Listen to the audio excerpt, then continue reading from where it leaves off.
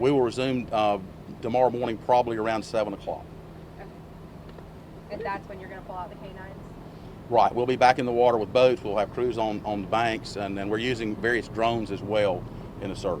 And again, this is an exhaustive search, and it's sort of a Herculean effort given the amount of water that's moving. The good news is our water levels are dropping rapidly, and hopefully we'll be back to some kind of normalcy tomorrow morning when we start. About how many emergency personnel have been utilized to try to find this boy? I would say Keith? Somewhere in the neighborhood of 55 to 70, somewhere in that neighborhood. Some disconnected earlier, but we did feeding this afternoon. It was for 55 personnel. Again, we've Spencer Mountain Fire Department, Ranlow Fire Department, Dallas Fire Department, Charlotte Fire Department, Charlotte Police, Gaston Emergency Medical Services, Stanley Rescue. It's been a Lowell Volunteer Fire Department as well. So we've had like I say, this has been a Herculean effort to try to locate this young man. Will you talk a little bit more about the condition of David when he was found? Was he dehydrated? Was he hurt? Any broken bones? He frazzled? I mean, he's been there all night. He'd been in the water all night, so I think mostly it was hypothermia or exposure, the effects of exposure. So again, he was quickly treated and released. Can you tell us why he didn't have any clothes on? Was there any reason for that? Well, I don't know that we have that at this point. Well, at the moment, we believe they decided to go swimming, and then the water and the current of the water stripped him of his clothing. Okay. Did he tell you anything more, David, about what he'd been through when he was We haven't. Okay. We're not prepared to release about what David told us. He was able to give us more specific information as to the last location where he and Ethan were. That has helped us tremendously. Have you guys been in constant contact with Mr. Britt's family throughout the search? Absolutely. How are they holding up? Chief? They're holding up as best as you could expect under the circumstances. We continue to look for Ethan, and they continue to hold out hope. Explain to people the South Fork River. It's very windy. It's long. I mean, from point A to point B on the road, it could be a quarter mile, and we winded it around. You know, explain how long maybe it is. The thing about the South Fork River is the depths vary widely, with being shallow areas, with being holes. We've had people drown before in shallow water and step into a hole. It is a very treacherous river. It has a lot of rocks and debris in the bottom of the river from one end of it to the other.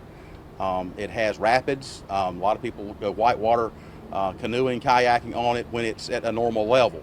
Right now, however, it is extremely dangerous. Again, the water level is going down, but starting when last night these two young men were caught in this water just before it peaked at close to 15 feet. So it was at its highest point while they were out there in it.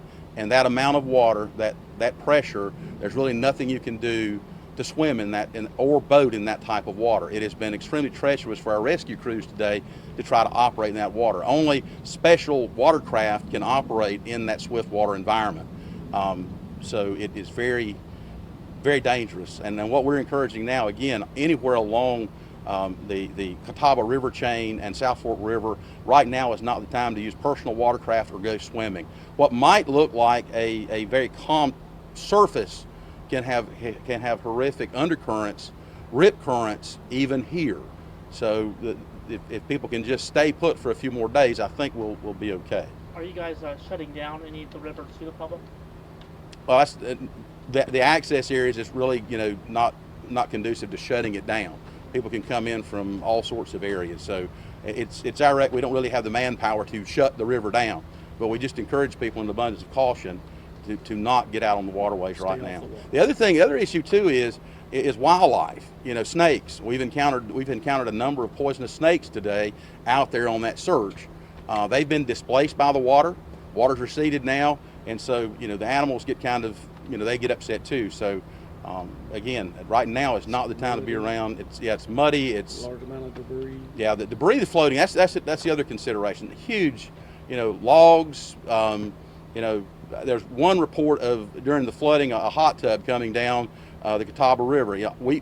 There's all kind of debris that moves down the river. So you're out there swimming, you're out there in your kayak, it hits you, flips you over, you get caught. South Fork River has more dams on it. It's actually under the control of the Army Corps of Engineers because of all the dams from the old plants that the mills have had. So it has a lot of treacherous spots, and the best thing to do is just right now stay off of it. Are you encouraging, I guess, people that live along the river, if it's safe to go, I guess, check in their backyard, just look for anything if they do live along that river? Right. If you live on the river, if you can try to check around your home, but for the general public, right now this is a search that is only able to be conducted by trained personnel, people that know what to do, know what to look for, know how to respond if something happens out of the ordinary. This is not something that the public can come out and help us look. The underbrush, I say the wildlife, the water current is not conducive for that. It has been a struggle for our responders today. Tomorrow, when full crews resume, is that when it transitions into a recovery, or at what point is this not a rescue anymore? Well, it is a rescue till we find this individual. That's the way we look at it. He could be anywhere. You know, we're hopeful that we'll find him somewhere. Maybe he's with a friend, maybe somewhere. We are hopeful until we find him. Do you have any physical descriptions of Mr. Britt? I know you didn't have a picture of him. Do you know how tall? So people. We can get you that after. Yeah, we the can press get you that. conference. Can you clarify for me once more, at what point today would you have to pull crews off the water? Is it once it's dark, or at what point do you have to? We will operate until dark. When you say canines will come out, were canines at any point today used in the search? And what will No, these will be specially trained canines for this purpose. Okay. And what are they trained to do? Just They're search search and canines? Yeah, they're search and rescue. Okay. From Charlotte or from Gaston County? Or I'm not exactly sure where they're from. I think currently they're from different parts of the state. One is from the State Bureau of Investigation, and another would be from a group out of Charlotte. But the dogs themselves are coming from maybe Cleveland County or further up towards the mountains. Can you talk about if you're using any sonar technology, or what kind of technology you're using? Okay, we're gonna move off of this presser. Okay.